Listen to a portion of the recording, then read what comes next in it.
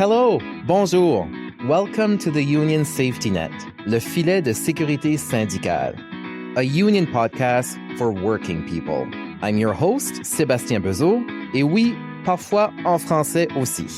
This podcast is hosted by the Union of Safety and Justice Employees, le syndicat des employés de la sécurité et de la justice. Join us for an informative discussion every month about issues currently affecting working people.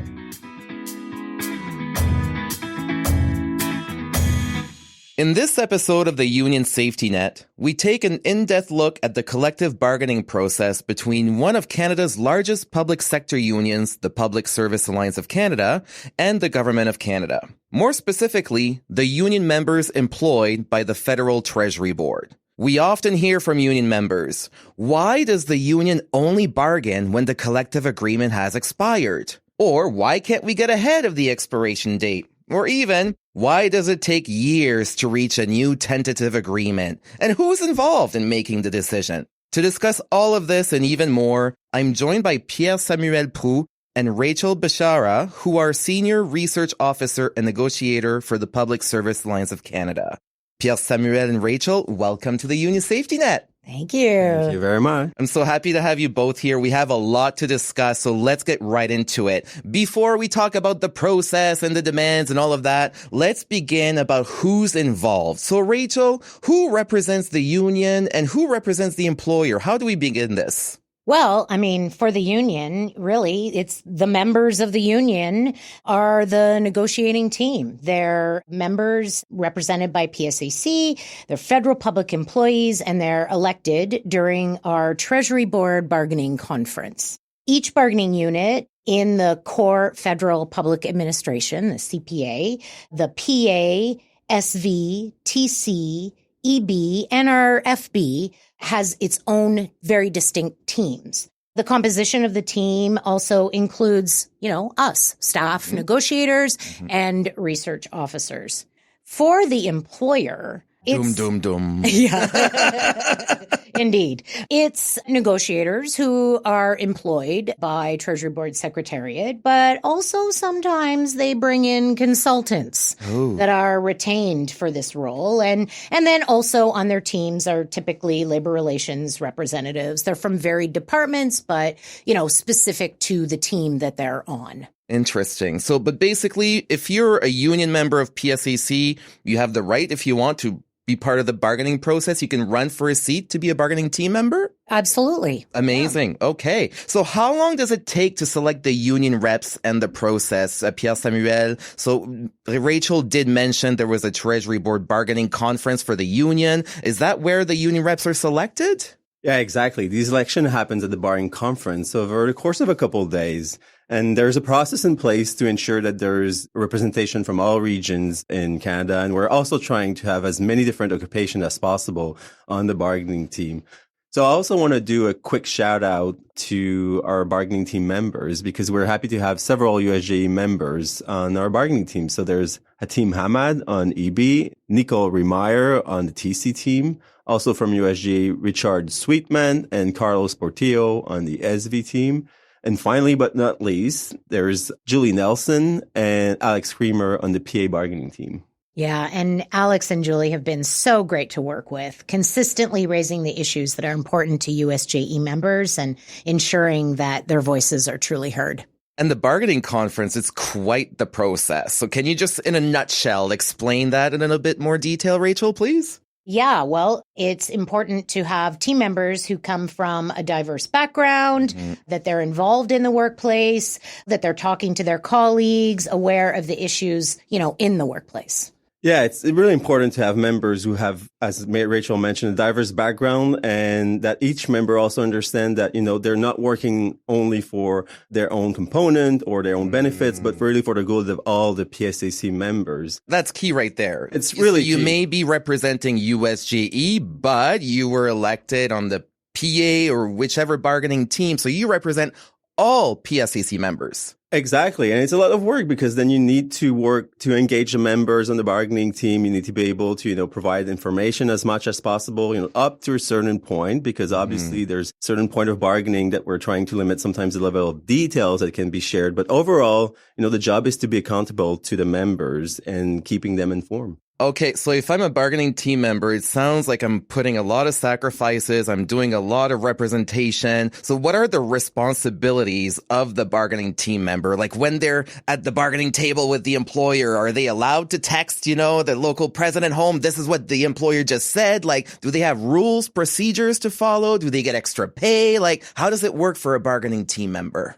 Well, it's not a small commitment. Like they are given a lot to be fully involved in maintaining their obligation to the members. It's a big job. Like they have to attend locals meetings, forums, town halls as requested by the locals. So it's certainly a lot of work. Yeah. And, really importantly, they have to be available for all the bargaining dates and all the caucuses. Right. So, as Pierre said, it's a lot. It's a lot. Yeah. Team members have to be fully committed to the process, which isn't always easy. Mm-hmm. They are truly an incredible group of dedicated trade union activists who have completely prioritized this role on behalf of the PSAC. That's a good way of saying it, because they're sacrificing so much on behalf of their coworkers and trying to improve working conditions. And it takes years, right? So, okay, now we have a better picture of the players on the union side and then on the employer side. Let's talk about demands. So how does the union prepare its demands? And again, what's the process and how long does it take? Maybe Pierre-Samuel can lead this off? Yeah, absolutely. As research officers and negotiators, we have the expertise on how to conduct the negotiation process, but the experts on what's happening in the workplace are the members. So this is why well before PSAC actually start meeting with Treasury Board, the union asked the members what they want to see done in their next contract. So it could be more leave, more flexible hours, new allowances, better health and safety protection, any number of suggestions. And at the same time that we're receiving those suggestions, we're also doing a survey on some key issues, try to gauge, the membership input on those really important demands. So the union does all of this work, and all this input is compiled through, each component, and then we review and discuss everything at the Treasury Board bargaining conference that we mentioned earlier. Okay, so if I was a member, Rachel, in Bathurst, New Brunswick, working for Service Canada, not involved in my union, but there's one article in that collective agreement I really want to change, so there was a way for me to express my desire to change that. Every member could submit bargaining demands or input? Yeah, indeed. Wow. All members through an online form can submit their proposals. There is a process in which, it goes through the components as well. And, the components also have that opportunity to review and add based on things that are important there as well. But this is also why the bargaining conference is so important, because it's a place where delegates to the conference representing, their membership as well, really share with the PSAC and other members, including those that are going to get elected to the team, what their lived experience is in the workplace and why this particular demand is so important. It's the opportunity for us to hear the story behind the demand. Exactly. Okay, very interesting. Now, I know you're not the proper people to ask the following question, but I will anyways. Do you know how the employer prepares its demands? Huh? They always want to take away. There's always concessions. So who comes up with those demands? Huh? I mean, not that we spend a lot of time thinking about this, but we know we try to ignore it. But our members want an answer. So come on. We know that, they have some kind of consultation process of their own. They consult with the various departments, and ultimately, they're getting their mandate from the president of the Treasury Board. That's key. But most of the time when just like you said, what the employer is really trying to achieve is protecting and keeping more power and authority, management authority, and less for the employees. In fact, this was one of the objectives that they presented in their bargaining packages, quote unquote, to preserve and enhance management authorities to continue to meet our favorite term, operational requirements. That sentence was disgusting. Okay, so we know now that we have the people in place, we have bargaining demands. Let's talk about the process of bargaining between the union and the employer. So it's like it takes two to tango. Who invites who first at the table, and when can you extend that invitation? Yeah, that's a really good question. As you mentioned, we hear a lot of question around that. And the truth is the legislation says that you can only provide a notice to bargain 4 months prior to the expiry of the collective agreement. And this is really important to understand because we get that question, why are you not bargaining earlier? And the truth is only 4 months before the expiry of the collective agreement can we send that invitation to Treasury Board to start bargaining. But while each agreement has an expiry date, the terms and conditions of the old agreement still apply until they are replaced by this new agreement. Okay, so it's not that the union doesn't want to bargain in advance so that the collective agreement doesn't expire. It's because of the current legislation framework. You have to respect those timelines. So once the bargaining notice has been served, Rachel, what happens next? Well, as you said, we're anxious to get rolling. So the parties begin discussing a meeting schedule. Of course, unless there might be some strategic reasons for doing otherwise, the goal is to get to the table as soon as possible. During the meetings, each side has an opportunity to, explain and provide its reasons and all the supporting data and, the changes that we're seeking to see in the collective agreement. We carry on and continue to explain and argue when each other's side doesn't agree. And depending on how responsive or not responsive each side is to the other's demands, these meetings really can go on for months. And that's why it might seem like things are moving so slow. Internally, they're moving forward, but talks can sometimes take a really long time. And of course, members want to know what happens, but when you're at the table, it takes a long time, so then you have to relay that. But what were you going to say there, Rachel? Well, just that, we really do try to set up these meetings as much as possible with the employer and as often as possible, because our goal is to always get a fair deal in a timely manner. The best outcome, of course, is that these back and forth negotiations meetings is going to get to a place where we can reach a tentative agreement. That's the ideal process. But right, it rarely happens that quickly. Can you just tell us, so, you sat at the table, with the employer and the union.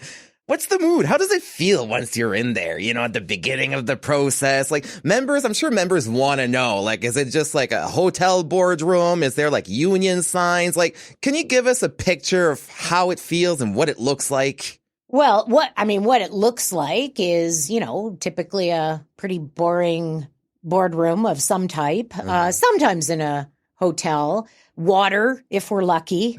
And we are like literally physically seated across from each other. So the bargaining team sits together, unified.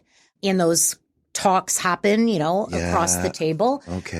Fairly cordially. Until we decide we don't need or want to be cordial anymore. Okay, very interesting to give us a good image of that. I'm sure a lot of our members would love to be a fly on the wall, right? Sometimes it might be very boring, fly on the wall. Now, speaking of boring, can you explain what the Public Interest Commission is and what it has to do with bargaining? It's also known as PIC. And, for those of you who don't know much about the bargaining process, I believe this was brought in by former Treasury Board President Tony Clement, right? If I remember correctly. But anyways, I'll let you explain what the PIC process is, because it's important and it plays a vital role in the process, right? So, Pierre-Samuel? Yeah, no, absolutely. You're right. It was an Harper era change to legislation. And, what it does actually is that when the union and the employer can't reach a tentative agreement, they can declare impasse. And that means, in other words, that, the discussion have gone as far as they can and there's no resolution in sight. So at this stage, the parties are required by the legislation to make their case before a public interest commission, which is a strange name, but I'll try to explain a little bit what it's supposed to do. The pick is made of 3 people, one appointed by the union, one appointed by the employer, and one neutral chairperson that the employer and the union have to agree to. Okay. It takes some time to put a pick together because depending on the schedule of these different persons, the pick unfortunately can delay bargaining a lot. It can take months before we actually get to a hearing. And during those hearings, the union and the employer can then present their written and oral arguments in support of their bargaining proposal. And once they're completed, then the pick member will review everything that was presented to them. And their role is to make recommendation to both the union and the employer to hopefully help us reach a settlement. But those recommendations are exactly that, recommendations. So they're not binding and neither side is required to accept them. So really... okay, what's the use of it then? Yeah, well, the best outcome That's our question. at this stage is, for the union and the employer to resume bargaining quickly and move on to the next stage. Right. Because really the pick then, delays process, only provides recommendations. So our experience is that it hasn't been really helpful in helping the parties to get to an agreement. Okay, well, so far we've learned there's a lot of legislative framework that has a lot of timing attached to it. So that's probably why the process takes so much time. So what happens if members don't provide the bargaining team with a strike mandate? How does a strike mandate get into the bargaining process? Well, when bargaining has not gone well and a pick has been set up, members may need to take a strike action to get the improvements to the agreement that they want to see. This is, of course, a consideration in every round of bargaining. But if the bargaining team is asking for a strike mandate, it's because what's on the table from the employer is simply unacceptable, or we're not able to make the gains and the movement that we need to see from the union's proposals. A strike vote is truly, it demonstrates that the membership supports the bargaining team, and it gives the team more leverage to achieve the gains in collective bargaining. And unfortunately, what we've seen in the past is that the employer will often, or too often, test the union's solidarity before they start taking the bargaining process seriously. And, there have been rounds in the past where we actually saw very little movement from the employer until we had that strike mandate. So our true strength lies in the conviction of our members from their support, their strength, and solidarity. And the truth is, the stronger the strike mandate, the more united the membership is in sending this strong message to the employer, the more strength it gives the bargaining team to get a deal and actually, hopefully, avert a strike. So, we can see that taking a strike vote doesn't automatically mean that there will be a strike. And there's nothing stopping the union and the employer from continuing to meet at any time. Sometimes that happens with the help of a third party neutral, a mediator, and it may happen before a strike occurs or even while the strike is taking place. But that strike mandate is critical to our success in moving things forward when we get stuck at the table. Last question about strike mandate. Pierre-Samuel, so if the union membership gives a 95% strike mandate, how long does the mandate last? Is it good for a year or what's the strategy here? Well, yes, again, it's all about the legislation. Again? So it's always okay. So anytime members ask us about bargaining, I'm just going to say it's all legislation. It's all legislation. That's legislation. And that's why, a big part of the job also sometimes is lobbying the government to improve the legislation because it can certainly create a lot of loopholes for the union. Speaking of loopholes, first off, the union and the employer needs to agree on which positions are considered essential services before a member can take any strike action. So that's first. Second, 7 days need to have elapsed since the Public Interest Commission has issued its recommendation. And finally, no more than 60 days need to have passed since the strike vote results were released by the union. So if a strike does not occur within the 60-day period, then a new strike vote is required to obtain a valid mandate for a strike action by the membership. Oh, there's so many dates and timelines to keep track of. I'm glad I'm not on the bargaining team for That's that. why it's in Pierre-Samuel's head. Yes. Now, but that being said, though, Pierre-Samuel, I believe there's something specific for the SV bargaining table. And as we know, we have a few different bargaining tables representing different classifications. So what's different about the SV bargaining table and about the strike mandate? Yes, absolutely. So before each round of bargaining, a unit can decide to choose from two different dispute resolution process. Okay. So the first process is the conciliation strike. And that's the one our member would be the most familiar with because that's the one PSCC has historically been using. But the other dispute resolution process is arbitration. And under that process, when the parties reach impasse, instead of going to the PIC, they will go to an arbitrator that will be able to settle the issues and impose a contract on the parties. So there's pros and cons to each process. And this round, for various reasons, the SB membership decided to vote to go to arbitration for this round of bargaining. Okay. Interesting. Well, it's memberships decide. That's the good thing about it. Okay, let's be optimistic. We've reached a tentative agreement with the employer, right? So what's the process then, Rachel? What happens next? Well, whenever the union and the employer agree on a tentative agreement, it's the members that have the final say. A ratification kit is prepared to inform members of what's in the tentative agreement. And then meetings are scheduled all across Canada over a period of time. And this is to ensure that as many members as possible have the opportunity to hear about what's in the tentative agreement and have the chance to vote, to have their say. If members reject the tentative agreement before strike action has been needed, this could trigger more bargaining or a strike. If the strike is already in progress, then it would continue. Okay, but members do get to decide if they want to ratify their tentative agreement or not. So again, membership have the final say. Now, to close the podcast, I just want to cover how we demonstrate support to the bargaining team and why it's so important. We've discussed how much sacrifice they make to support their fellow coworkers and, the lengthy time it requires on their behalf. So why is it important for union members to demonstrate support to the bargaining team? Does it really make a difference that I take a selfie with a sign and I email it to the bargaining team member? Absolutely. Absolutely. Everything matters. The union is the membership. It's membership. Member support and involvement is critical to the success of everything that the union does. And, without member support and solidarity, what we do at the table would just be based on facts and data. This is not what compels any employer to agree to union proposals.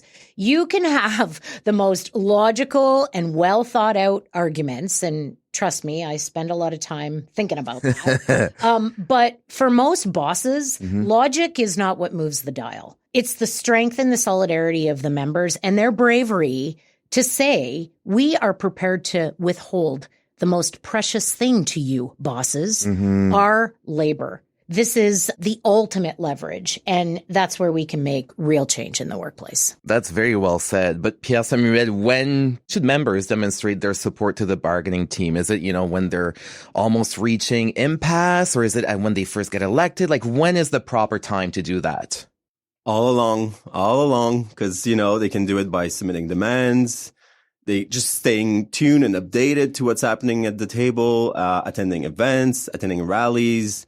And if needed, we talked about it, providing a strike mandate. So bargaining is cyclical. Everything we do in one round feeds to the next round and can help us. So it's really important to have members demonstrating their support all along through the bargaining process. That's very interesting. Rachel, to tie it up, is there any other way that union members can help to support the bargaining process? Well, as Pierre-Samuel said, be engaged, stay informed, and be ready to support the teams when they have a call to action. And they will. Our strength at the table lies with the strength in the unity of the membership. I can't say it enough. But very importantly, what I want to say to USJE members and all PSAC members, be assured that the union is working on your behalf, that the leadership and the members of the bargaining team want what is best for you, the members, and the services that you deliver to Canadians. Well, it was a great conversation. I've learned a lot. Pierre-Samuel and Rachel from the Public Service Alliance of Canada, thank you for your participation on the Union Safety Net. I'm sure a lot of our listeners have found this conversation to be educational and have a better understanding of the collective bargaining process with the Treasury Board and all the legislation around it. So remember, folks, support your local bargaining team and demonstrate that support regularly. Solidarity. Thank you. Thank you. Thanks so much for having us. Merci. Thank you for joining me for this episode of the Union Safety Net, Le Filet de Sécurité Syndicale, a union podcast created by USJE for working people. If you have any feedback on today's episode or would like to suggest a topic you want us to cover, please reach out on social media platforms. We love to hear from our listeners. I'm your host, Sébastien Bezeau, and I hope you'll join us next month for another episode of the Union Safety Net, Le Filet de Sécurité Syndicale.